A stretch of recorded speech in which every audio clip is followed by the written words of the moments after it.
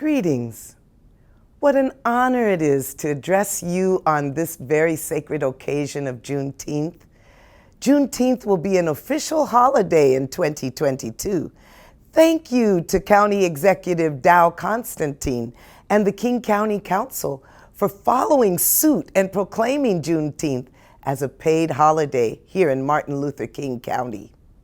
I applaud our leaders for acknowledging this history and the contributions that African Americans have made to building this country. June 19th, 1865, technically marks the end of the federal-sponsored practice of enslaving human beings in the United States of America, specifically Black human beings, who were wrongfully designated as a subhuman species so as to justify this heinous practice. But today, I want to begin by saying that what happened to Black people during the enslavement era in the United States should not be trivialized as slavery.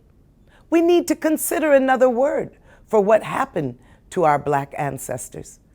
Because slavery is the condition in which one human being is owned by another, or one considered by law as property or chattel and deprived of the most basic human needs. That in itself is an atrocity. But two things occurred on this soil that left an indelible mark on the moral human consciousness of America. The first inhumane act was that to declare that Black people were not fully human. The debates that shaped the Constitution finally settling on our human value at 3/5 is now etched in the annals of history as the Electoral College. Secondly, that human beings were severed from their homes, their people, their families, is an ultimate act of inhumanity. Our ancestors were minding their business when they were abruptly stolen from their homeland and moved throughout the Americas, placed on ships that were constructed specifically for human cargo. Estimates of over 11 million people arrived in the Americas, not left Africa, arrived in the Americas. For what happened in the ocean waters is still an untold tragedy. The number who perished is not known. Dr. John Henrik Clarke reminds us that if the transatlantic ocean were to dry up today, it would reveal a trail of bones that stretch from Africa all the way to America. Even the sharks learned to follow the ships, anticipating that bodies would be thrown overboard. Those would be the ancestors who did not make the voyage. However, our ancestors were not only separated from their homeland, they were severed from their very families on this American soil. Permanent bonds of family, like husband and wife, were not even legally recognized. Mothers were separated from their children. Fathers and grandparents were non-existent. Brothers and sisters were sold at the will of their master. Now stop and think about that. The short and long-term impact on this kind of separation makes up the atrocities that set the stage for categorical disparities that are now based on a caste system. This very caste system has served to foster highly restricted barriers to education, health, housing, business ownership, today and yesterday. Fortunately, we survived this horrific time in our history. We survived the disintegration of our families through practicing highly sophisticated adoptive kinship systems. The advent of adoptive kinship systems during slavery exemplified the ultimate compassion and humanity of my ancestors. You should know that the ancestors of my people were skilled humans, identified from geographical territories on the African continent, known for their extraordinary skills in agriculture, science, and technology. For example, people from Senegal were known for their cultivation of rice. People from Benin were sought out for their knowledge about metals. Black people were bought and sold and taxed by states on behalf of corporations, Ivy League universities, and affluent families. Insurance companies, banks, and medical breakthroughs all benefited from enslavement. But it did not end with the Emancipation Proclamation. For over 10,000 lynchings that occurred since 1868, and later we have Ida B. Wells to thank for her dedication of chronicling these horrific acts of terrorism. If she had not done this, it would have been forgotten, swept under the rug, lest we forget. And now we all know how our beloved country has a tendency to forget. For the massacre of hundreds of families whose population in Black Wall Street, Oklahoma, were several dozens of cities, economically thriving communities were left targeted by domestic terrorism. The only difference with Oklahoma was the first time that, though not the last, when a city was bombed from the air by the National Guard. The Black Southern migration to the north signifies mass exodus from violent South, where people were disenfranchised of their properties regularly. Their hope of a new life away from terror to the northern industrial plant was met with the manipulation of policies and covert racist practices. In Washington state, we faced racist practices, covenants, agreements that refused home ownership to most neighborhoods, including most of King County, and my own neighborhood in Renton. My aunt, Irene Grayson, who traveled as a young girl from Oklahoma to settle in Renton, Washington, grew her farm of multiple acres. Her land, as it was done to many Black families who owned property in Renton, was taken in her own lifetime by eminent domain. She remained with the house she built at her passing at 106 years old. Displacing the legacy of Black farmers moved deep into the background of our city's history. Covenants served to contain Black people and then control their access through policies such as covert Jim Crow segregation, redlining, the war on drugs, gentrification, criminal justice, and mass incarceration of Black and brown men and women. Disparities in education, healthcare, business, and home ownership, and more were perpetuated in the North as well as the South. For the current attack on the 1619 Project and critical race theory that has been challenged, both seek to teach historical facts about our nation's history. We must reverse this trend. It is time to face our past squarely in the eye, together search for an honest path forward. Today, young people of all races now fill higher educational institutions and are pushing for a moral reckoning. From our ancestors, we learned that a child has to be loved in order to learn. I beg forgiveness to my ancestors for the time when we did not love ourselves.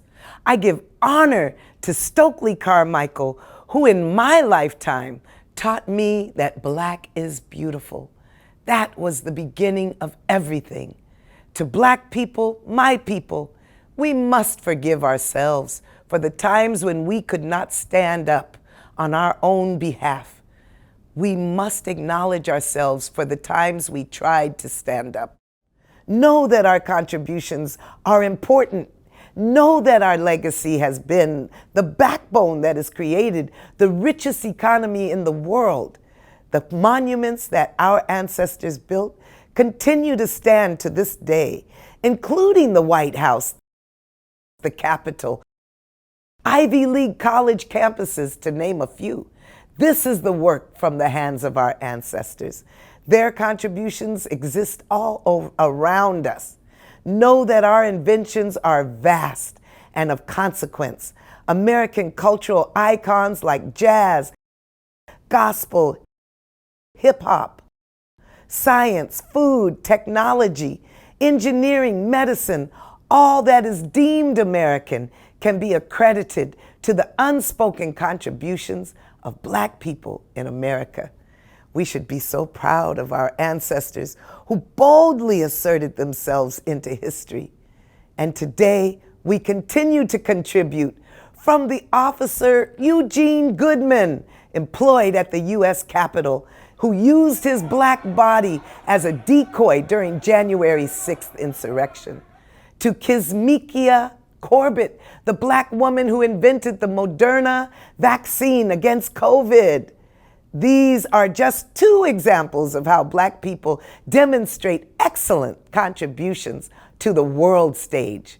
I dare say it is a good time to recognize our ancestors for their contribution to this great nation we hold dear, where we hold these truths to be self-evident, that all human beings are created equal. What exactly does that mean? By those precious words, how do we reconcile as a people? As James Baldwin asks, what is it that you wanted from me to reconcile myself?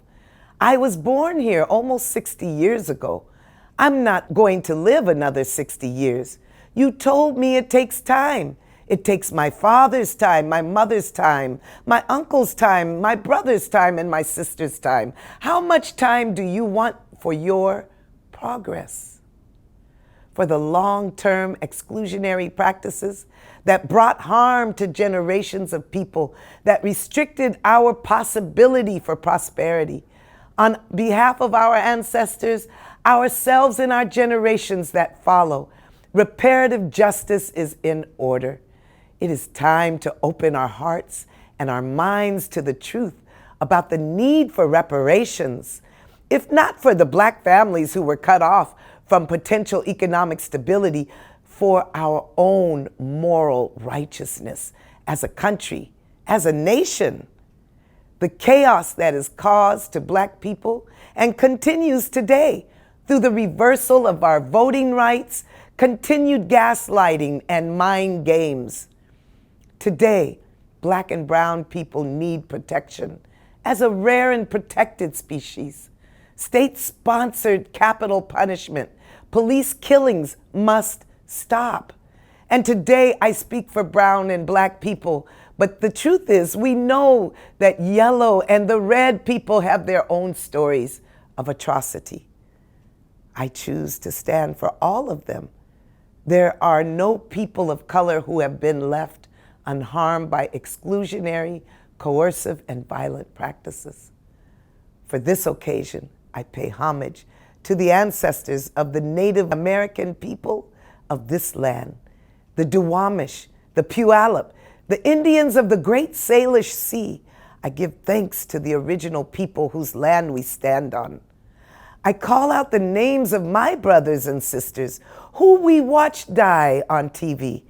George Floyd, Tamira Rice, Sandra Bland, Breonna Taylor, our own Charlena Lyles and her infant baby, Emmanuel Ellis of Tacoma, who just last year perished at the hands of the state. And now I summon ancestor Maya Angelou for my remarks. Still I rise. You may write me down in history with your bitter, twisted lies. You may trod me in the very dirt, but still, like dust, I'll rise. Does my sassiness upset you? Why are you beset with gloom? 'Cause I walk like I've got oil wells pumping in my living room? Just like moons and like suns and the certainty of tides. Just like hope springing high, still I'll rise. Did you want to see me broken? Bowed head and lowered eyes. shoulders falling down like teardrops, weakened by my soulful cries. Does my haughtiness offend you? Don't you take it awful hard?